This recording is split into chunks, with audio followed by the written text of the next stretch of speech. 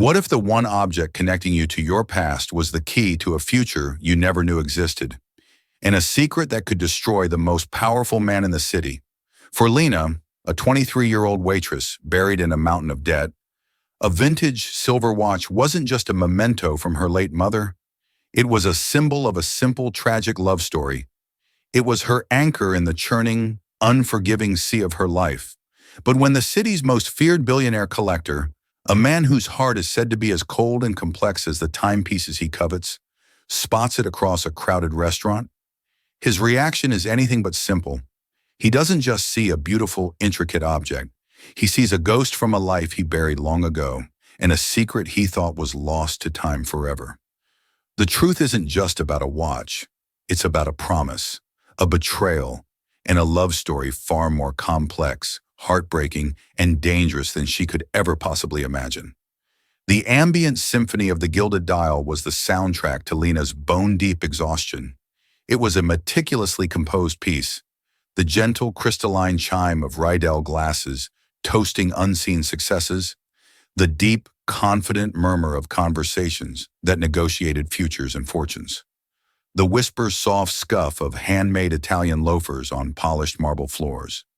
It was a world of effortless elegance and astronomical expense, a world she moved through with practiced invisibility but could never truly touch. At 23, her reality was a third-floor walk-up in a crumbling Queens tenement, the ever-present cloying scent of antiseptic that clung to the air from her younger sister's medical supplies, and a stack of bills on the kitchen counter that seemed to grow taller and more menacing in the dark of night. Her life was a meticulously choreographed dance of survival, balancing trays laden with food she could only dream of eating, forcing a smile that felt like a mask cracking under strain, and reciting the evening specials, pan-seared scallops with a saffron risotto, aged Wagyu with a truffle reduction, with a voice that betrayed none of the desperate calculations whirring in her mind. Her one solace, her single, solitary piece of indisputable beauty in a life of harsh practicalities, was strapped securely to her left wrist. It was a silver watch, a creation so unique and exquisite it seemed to belong to another realm. It bore no brand name, no ostentatious markings of a famous Swiss maker. Its face was a delicate, mesmerizing skeleton, revealing a breathtakingly complex and intricate dance of shimmering gears, ruby jewels, and blued steel screws within. The silver casing was smooth and seamless, cool against her skin, and etched with a subtle, intricate pattern like frost forming on a winter windowpane. On the simple, worn leather strap, the clasp bore a tiny, almost invisible maker's mark, a stylized phoenix, its magnificent wings outstretched, encircling a single, perfect gear. This watch was her origin story. Her mother, Eleonora, a brilliant ethereal artist with a soul too gentle and vibrant for the world's sharp edges, had passed away from a swift and cruel illness 3 years prior. The loss had been a cataclysm, leaving Lena as the sole guardian of her 16-year-old sister Maya and the keeper of a heartbreakingly beautiful love story. The story, as Lena knew it, was her own personal mythology. Her father was a watchmaker, a quiet, reclusive genius with no money to his name, but with hands that could craft miracles from metal and time. He had poured his entire heart and soul, every ounce of his prodigious talent, into creating this one-of-a-kind masterpiece for Eleonora, a tangible testament to their all-consuming love. The story always ended in tragedy. A month before Lena was born, he had died in a workshop fire, a terrible accident that had taken him and all his other magnificent creations, leaving only this single perfect timepiece behind. Lena never, ever took it off. It was her father's only legacy, her mother's most treasured possession, and the tangible proof that, once, her small, struggling family had been born from a perfect, uncomplicated, and epic love. Tonight, the supercharged atmosphere in the Gilded Dial was so thick with tension, you could cut it with a fish knife. The source of this palpable anxiety sat at table 12, the restaurant's most secluded and sought-after corner booth, a man who commanded silence and deference with his mere presence, Alistair Finch. His name was a legend, whispered with a mixture of awe and fear in the twin worlds of high finance and elite horology.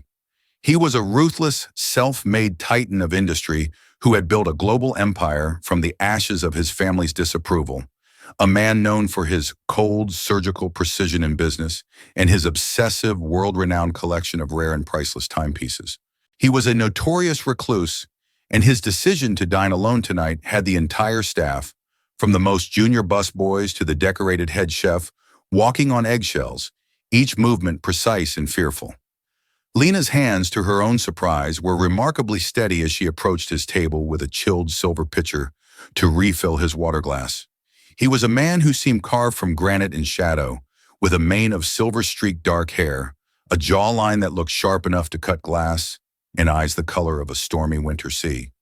He hadn't bothered to look up at her once, his entire formidable attention fixed on the pages of a thin, leather-bound auction catalog, his expression one of bored dismissal. "Will there be anything else, Mr. Finch?" she asked, her voice a practiced, polite murmur, the standard line she delivered 100 times a night. He grunted, a sound of pure, impatient dismissal, not even bothering to lift his gaze. As she reached for the empty bread plate on his table, a simple, reflexive action, her wrist passed directly under the soft, focused glow of the table lamp. The polished silver of her watch caught the light, and for a fleeting, magical second, the intricate, spinning dance of the gears within its face seemed to wink, a tiny mechanical star in the opulent gloom. It happened in an instant, a fracture in the seamless flow of time. Alistair Finch froze. The catalog slipped from his fingers, falling silently onto the plush carpet. His head snapped up, his icy, penetrating gaze locking not on her face, but with an almost violent intensity on her wrist. A gasp, sharp, involuntary, and utterly out of character, escaped his lips. Before Lena could process what was happening, his hand shot out across the table with the speed of a striking snake. His fingers, surprisingly strong and unyielding, closed around her arm. His grip was like a manacle of iron. "Where?" he growled, his voice a low, dangerous command that sliced through the restaurant's genteel hum like a shard of glass. "Did you get that watch?" His reaction was not the detached interest of a collector. It was violent, visceral, deeply personal. It was raw shock, profound disbelief, and a white-hot, consuming anger that burned in his stormy eyes, an inferno that seemed to want to incinerate her on the spot. Startled and genuinely frightened, Lena tried to pull her arm back, but his grip was immovable. "Let go of me! It was my mother's! It's not for sale!" The mention of her mother seemed to stun him, a blow that momentarily broke his concentration. His grip loosened by a fraction, but his eyes remained welded to the watch. He leaned closer across the table, his intense gaze zeroing in on the clasp. He saw the phoenix, the tiny perfect gear. His face, already pale, turned ashen, the color of old bone. "Impossible," he whispered, the word more to himself than to her, a breath of pure disbelief. "That's utterly impossible. This watch was never finished. It was stolen from my workshop over 2 decades ago." The accusation struck Lena with the force of a physical blow. The polite smile, her waitress armor forged over years of thankless service, crumbled into dust. "Stolen? No, you're wrong. My father made this watch for my mother." "Your father?" Finch's voice was laced with a cruel, mocking disbelief, as if she just claimed her father was the man in the moon. The manager, Mr. Albright, a man whose baseline emotional state was one of perpetual panic, began scurrying toward them, his face a mask of horrified apology, his hands fluttering nervously. "Mr. Finch, my deepest, most sincere apologies. Is there a problem? Whatever it is, I assure you." But Finch didn't hear him. He was truly looking at Lena now for the first time, his gaze sweeping over her face, her wide, frightened eyes the stubborn, defiant set of her jaw. A dawning, horrified recognition flickered deep within his stormy eyes. It was as if he was seeing a ghost, a specter from a past he had murdered and buried. "Your mother," he said, his voice dropping to a raw, strained whisper that was somehow more terrifying than his anger. "Who was your mother?" "Eleonora," Lena breathed, her own voice trembling, her world beginning to tilt and spin on its axis. Her name was Eleonora. The name struck him like a thunderclap. In an instant, The cold, ruthless billionaire vanished, replaced by a man staring at an apparition, his face a landscape of raw, unfiltered shock. He released her arm as if it had burned him. He waved a sharp, dismissive hand at the hovering Mr. Albright, a gesture that sent the manager scurrying backward as if slapped. "Leave us," Finch commanded, his tone absolute, leaving no room for argument. He stared at Lena, a maelstrom of unreadable emotions swirling in his eyes. He reached into the inner pocket of his tailored jacket, but instead of a wallet, he pulled out a sleek, sterling silver business card case. With a flick of his thumb, he extracted a single heavy card and placed it on the crisp, white linen of the table. "The story you believe about this watch is a lie," he said, his voice regaining a sliver of its cold composure, though his hands, she noted, were not entirely steady. "Meet me at this address tomorrow morning. 10 o'clock. It's time you learn the truth." He stood abruptly, threw a small stack of $100 bills on the table, far more than enough to cover his bill, and walked out of the restaurant without another glance, leaving Lena standing alone in the silent, gaping circle of his wake. Her heart was hammering against her ribs like a trapped bird. The heavy silver card on the table felt like a grenade with the pin pulled, and she had the terrible sinking feeling that the truth he was offering was about to blow her entire world apart. The text message from Mr. Albright arrived with a sterile buzz before Lena even had her key in the apartment door. "Don't bother coming in tomorrow, or ever. Fired." The word barely registered. It was a distant, secondary explosion in the wake of the primary blast that had occurred at table 12. All that mattered was the impossible, venomous accusation echoing in her mind. Stolen, and the cold, heavy weight of Alistair Finch's business card in her pocket. It felt like a stone, a summons from a world she didn't understand. Could her mother, her gentle, honest mother, a woman who saw beauty in chipped teacups and found poetry in the rain, have been a thief? The thought felt like a sacrilege, a blasphemy against the only saint she had ever known.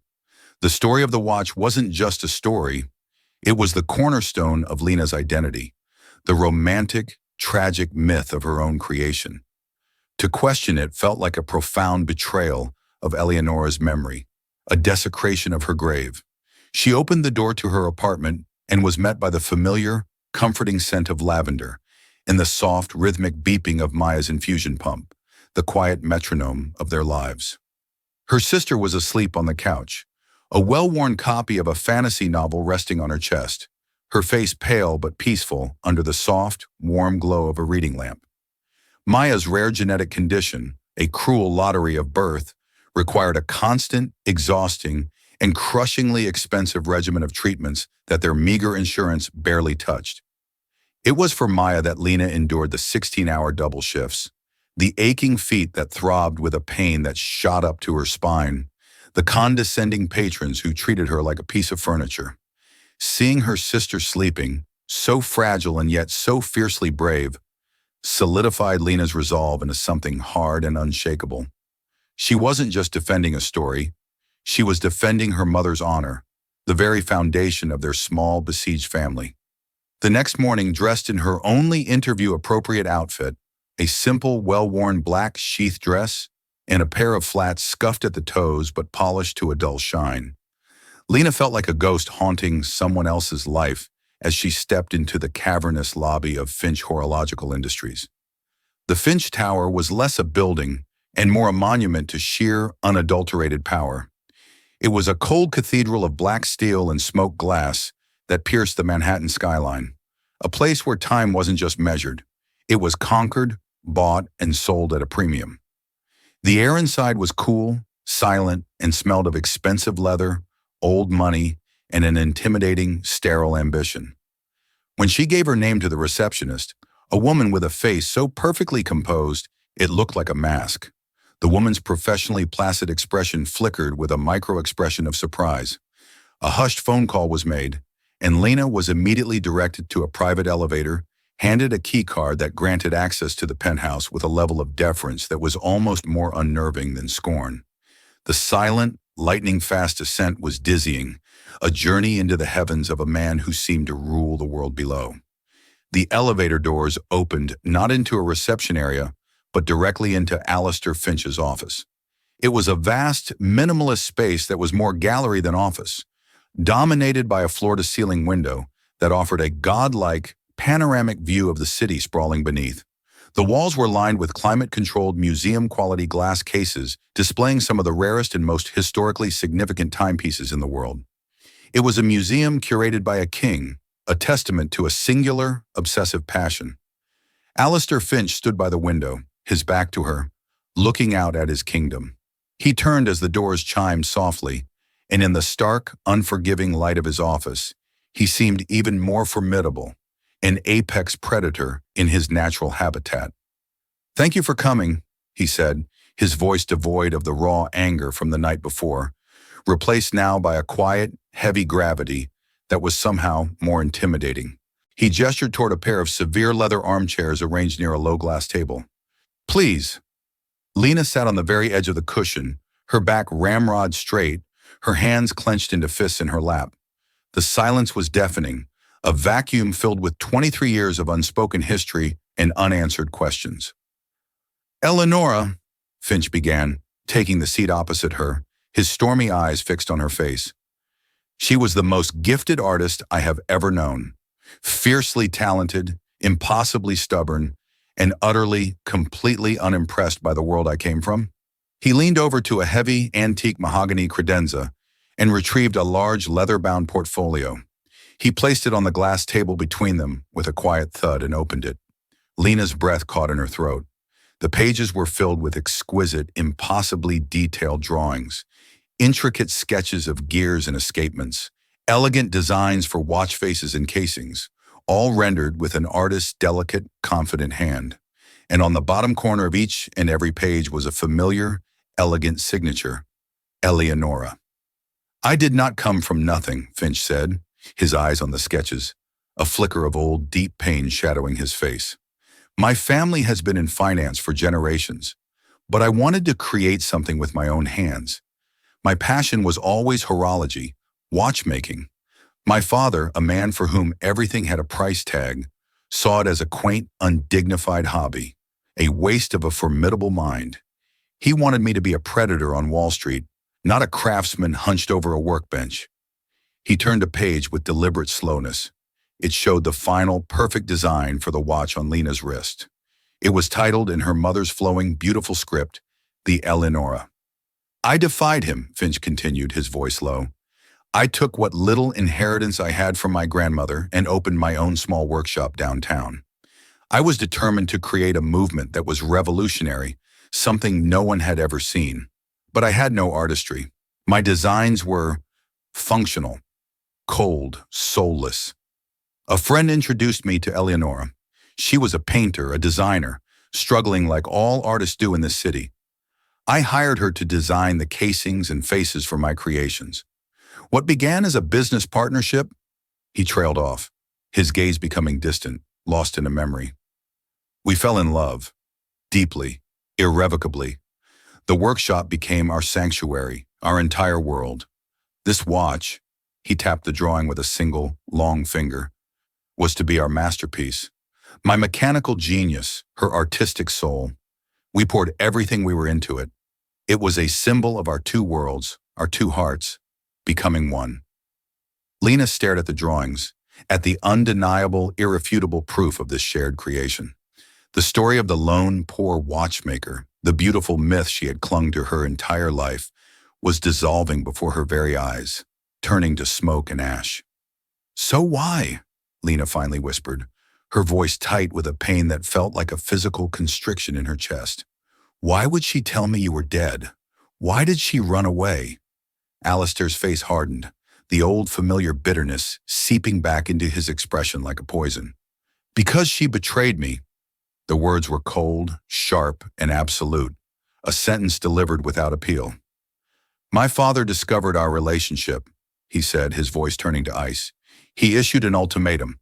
End it with the penniless artist, or be cut off completely.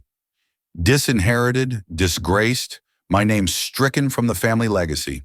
I chose her. Without a moment's hesitation, I chose her.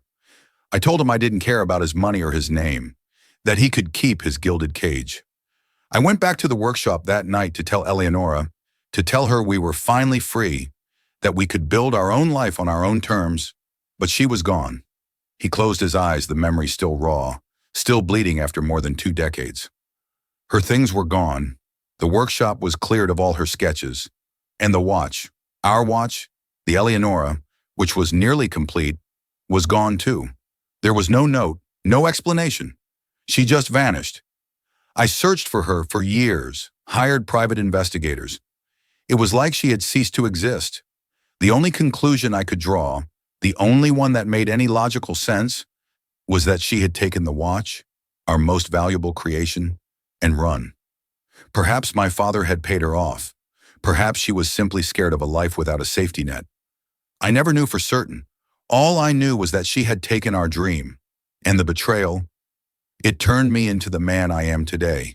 It fueled me. It became the engine of my ambition. I built this empire brick by brick to prove to my father and to her memory that I didn't need anyone. He opened his eyes and they were filled with a profound, chilling emptiness, a black hole of trust that had been collapsed long ago. I never believed in love again. She taught me that it was a transaction and that I had made a very bad deal. The story was a perfect, sealed tomb.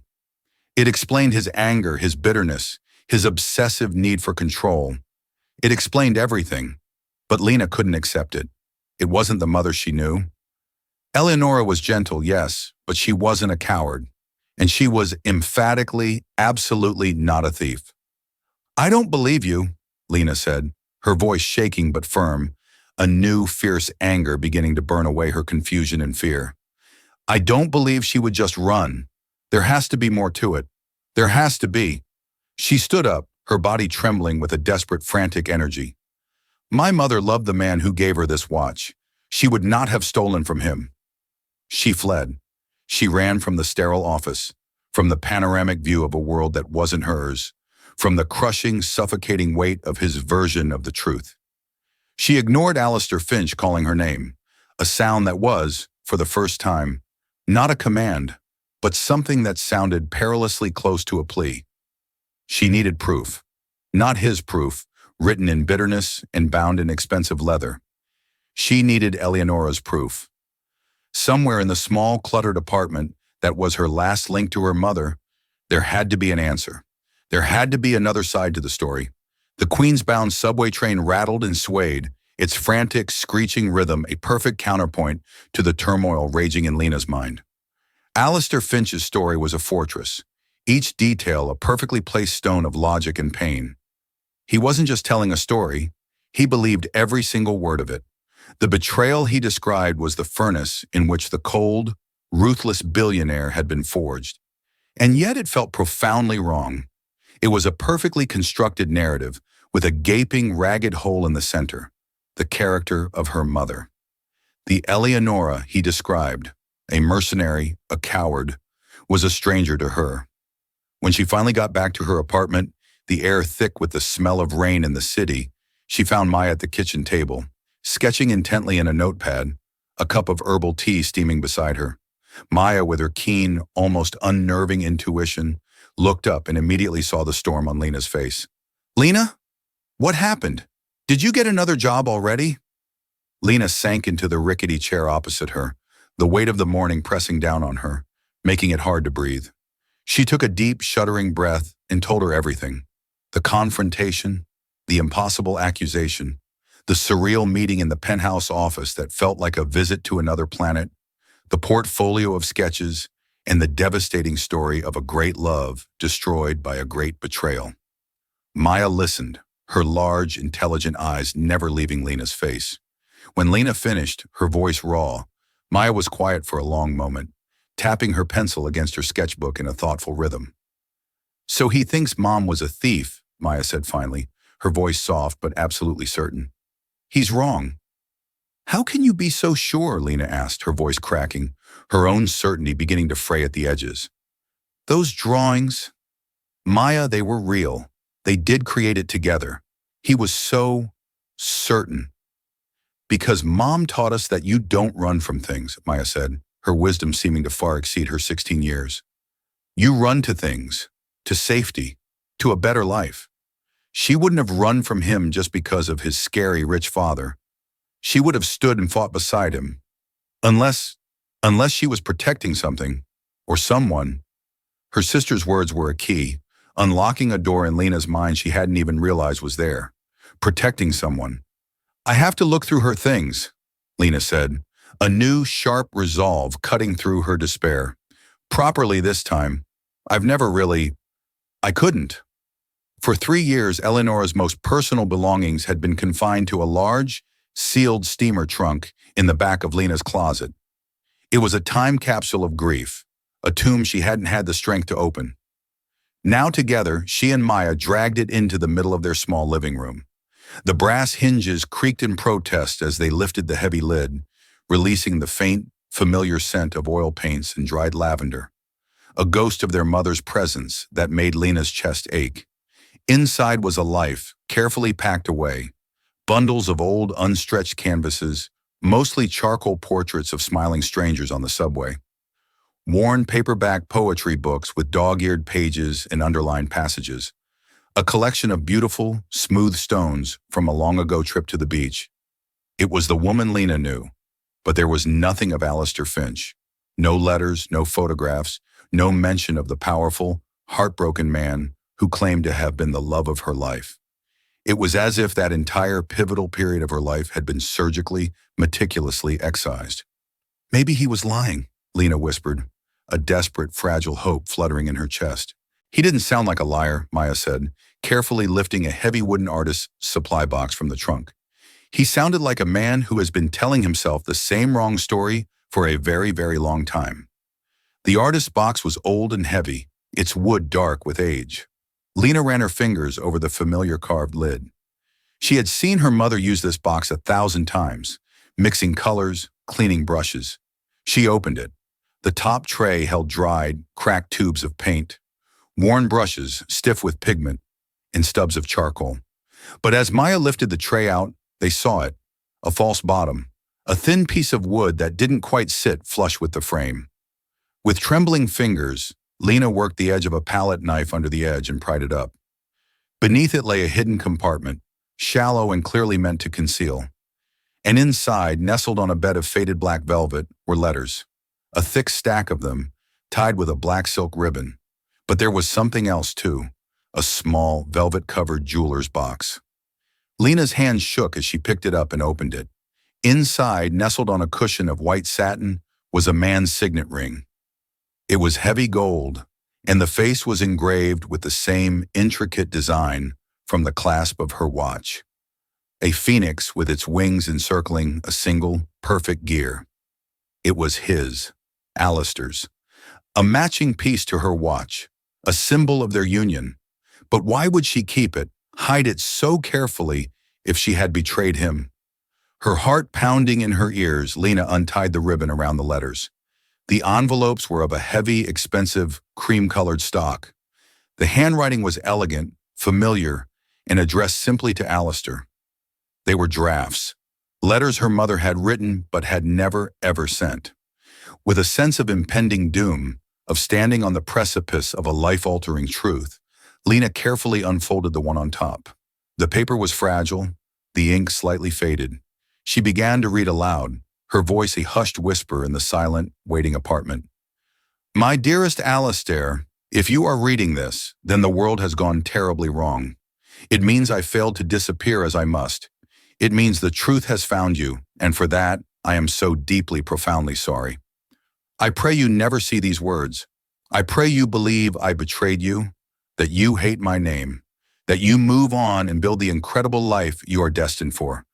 It is a kinder fate for you than the truth. Lena had to pause, taking a shuddering breath that felt like it was tearing her apart. Maya reached out and took her hand, her small grip a lifeline in the swirling chaos. I heard your father today. I came to the house to surprise you, with plans for that ridiculous picnic you wanted by the lake. I heard him through the open study window, talking to one of his lawyers. He wasn't angry, Alistair. He was worse. He was calm. He was laying out a plan for my destruction, as if he were planning a corporate merger. He spoke of planting evidence of theft in my apartment, of accusing me of corporate espionage, of using his vast connections to have me blacklisted from every gallery, every art dealer in the country. He said he would bury me in litigation until I was penniless and broken. He would not just remove me from your life, he would erase me from the world. My first instinct was to run to you, to our workshop, our sanctuary, and tell you that we had to fight him together. But then he said something that froze the blood in my veins, something so cruel and so true that it stopped my heart. He said, "She has no idea the beast she is trying to tame. He will protect her, and his protection will be her cage. He will spend his whole life fighting my world for her, and he will lose himself in the process. He will become a warrior instead of a creator." And I realized with a clarity that was like a shard of ice in my heart that he was right. I saw our future, a life of constant battle, of you looking over your shoulder, of your genius being diverted from creating beauty to fighting his endless, ugly wars. I would be the reason your brilliance was squandered. I would be the anchor that dragged your magnificent spirit down into the mud. I could not do that to you. I love you too much to be the cause of your ruin. So I ran, but that is not the whole truth. There is one more secret, one I learned only this morning, a secret that made my choice not just necessary, but absolute, the most wonderful, terrifying secret of my life. Lena's eyes scanned the next line, and a soft, broken sound escaped her lips. The world, which had been tilting all day, finally shattered into a million irreparable pieces. "Alistair, my love, I am pregnant. We are going to have a baby. And that is why I must vanish. I cannot bring our child into a war. I cannot have them be a pawn in your father's cruel, heartless game, a weapon to be used against you. Our child deserves a life of peace, not a life of conflict. So I will disappear. I will create a new story for our baby, a story where their father was a hero, a brilliant, simple man who died tragically, leaving behind nothing but a legacy of pure, uncomplicated love. It is a kinder story. It is the only true gift I can give them. I took the watch. It is the only thing that is truly ours. One day our child will wear it and know they were born from a masterpiece. Please, my love, do not look for me. Live, create, build something magnificent. Forget me. You are not a chapter in my life, Alistair. You were the whole book. Yours always, Eleonora." The letter fell from Lena's numb fingers, fluttering to the floor. The room was utterly silent, save for the soft, rhythmic beeping of Maya's pump, a sound that now felt like a fragile, persistent heartbeat echoing across the lost decades. The truth was here, and it was 1,000 times more devastating than Alistair's cold story of betrayal. Her mother was not a thief, she was a martyr. She had sacrificed her own happiness, the great love of her life, to protect her unborn child in the man she loved from a monster. The lie she had constructed for Lena wasn't a betrayal. It was an act of ferocious, heartbreaking, maternal love. And Alistair Finch, he hadn't been abandoned. He had been protected. He was a victim, just as she was. He had lost the love of his life and the chance to know his own daughter because of the calculated cruelty of a man whose name he bore. The tears that came now were not of anger or confusion. They were tears of profound, soul-shattering sorrow. Sorrow for her mother's lonely, silent sacrifice. Sorrow for Alistair, for the 2 decades he had spent wrapped in a shroud of bitterness and hatred. And sorrow for herself, for the father she never knew she had, and for a truth that had just broken her heart into a million pieces. Maya wrapped her arms around her, and Lena sobbed, clutching the devastating, beautiful, tragic proof of her mother's love in her hands. The second journey to the Finch Tower was entirely different from the first. The day before, Lena had been a frightened girl seeking answers, a supplicant at the throne of a powerful man. Today, she was an emissary from the past, carrying a truth so potent it would either heal a 23-year-old wound or tear it open completely, leaving nothing but ruin behind. She clutched the faded letters in her handbag, each one a fragile, priceless piece of her mother's soul. When she announced herself at the reception desk, the response was immediate. She was expected. But as she stepped out of the private elevator into the penthouse office, she was not met by Alistair. Instead, a sharp, impossibly chic, and impeccably dressed woman in her late 30s stood waiting for her. Her smile was polished to a high-gloss finish, but her eyes were like chips of ice.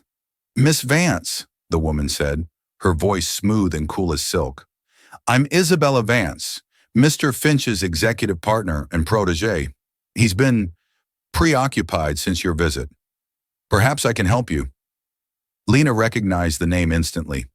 Isabella Vance was a rising star in the business world, a fixture in financial magazines, always photographed at Alistair Finch's side. She was rumored to be his hand-picked successor, the heir apparent to the Finch empire. "My business is with Mr. Finch," Lena said, trying to keep her voice steady, refusing to be intimidated. Isabella's perfect smile tightened by an infinitesimal degree. "Alistair has built an empire on a foundation of discipline and emotional control. Your appearance has caused a crack in that foundation. Whatever story you've concocted to prey on a man's past grief, I advise you to reconsider. He is a man who values his privacy and his history above all else. Disrupting that will not end well for you." It was a veiled threat, delivered with the casual elegance of a business pleasantry. Isabella saw her not as a person, but as a problem to be managed, a potential threat to her own meticulously planned future. "He needs to see these," Lena said, holding her ground, her hand protectively on her handbag. Before Isabella could retort with another silken threat, the heavy oak door to Alistair's private study opened. He stood there looking older and more tired than he had the day before. He was still in his suit, but it was rumpled, his tie loosened. He had clearly not slept. "Isabella, that will be all. Let her in." The glare Isabella shot Lena was filled with pure, unadulterated venom before she composed her face into a neutral mask, turned and glided silently from the room. Lena walked into the study, a smaller, more intimate space lined with bookshelves filled with antique horological texts. Alistair stood by the window, not looking at her. "You came back," he said. It wasn't a question. "I found something," Lena said, her voice quiet but clear in the still room. I found her side of the story. She walked to the large polished oak desk and laid out the faded letters one by one. She placed the small velvet box containing the signet ring beside them. A complete history of a love he never knew. He turned from the window, his stormy eyes falling on the familiar, elegant script.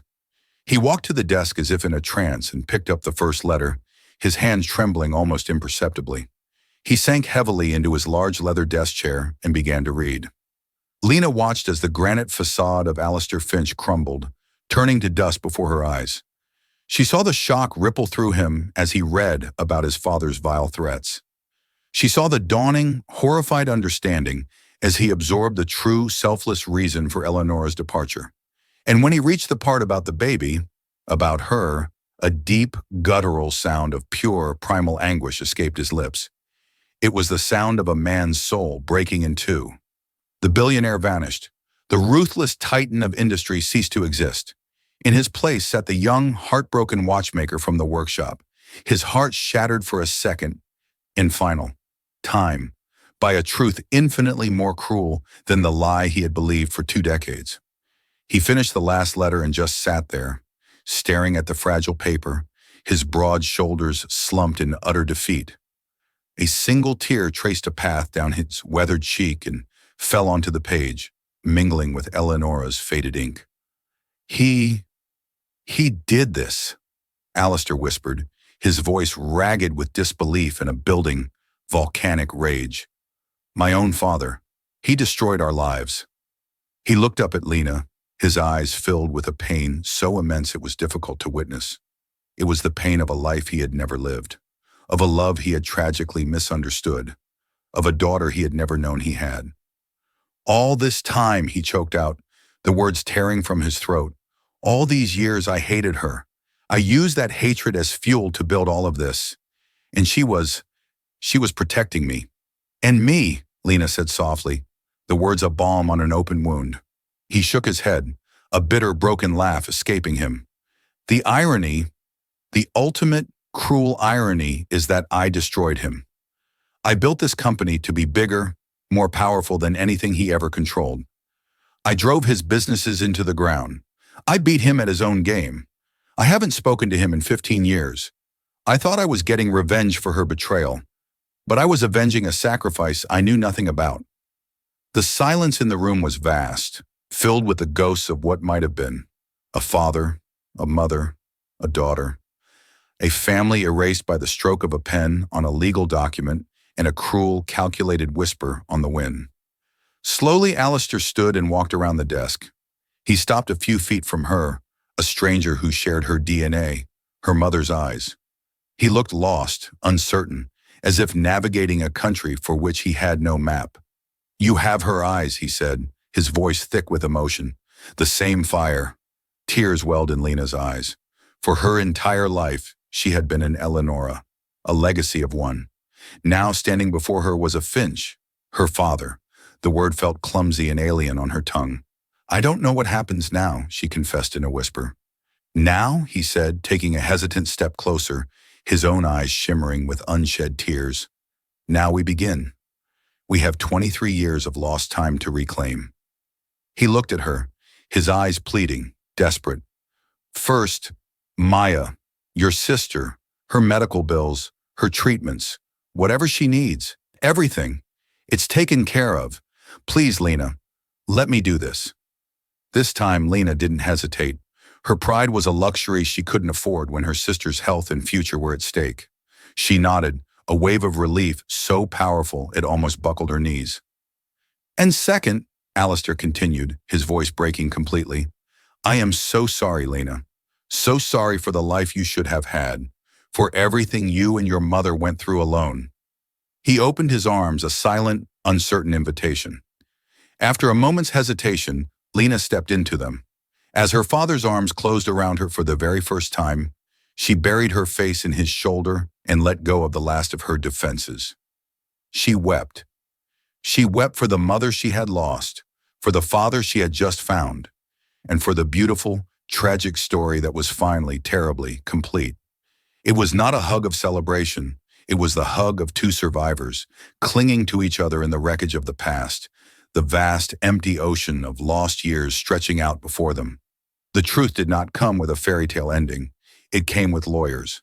It came with discreetly handled DNA tests, complex trust documents, and an inevitable media firestorm.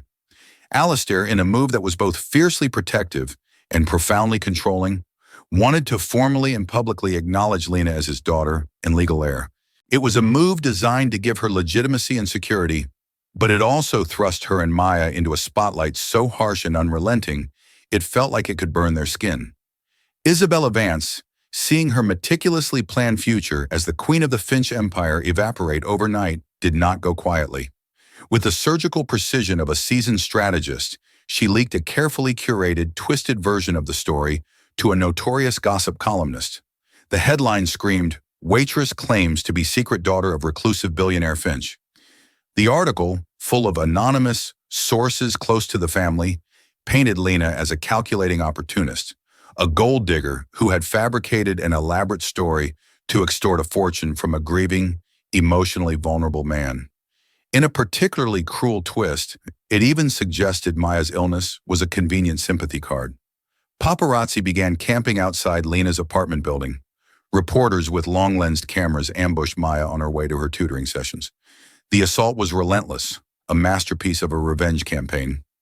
Isabella used the ensuing chaos to sow dissent among the Finch Horological board members, subtly suggesting that Alistair's sudden emotional vulnerability and scandalous personal life were a dangerous liability to the company's stability and stock price. Alistair's response was swift, public, and brutal. He didn't fight the story. He confirmed it and amplified it with the unvarnished truth. He called a press conference in the grand lobby of the Finch Tower, a place he had famously avoided for years. With a composed Lena standing quietly by his side, he didn't just announce he had a daughter. He told the truth. All of it.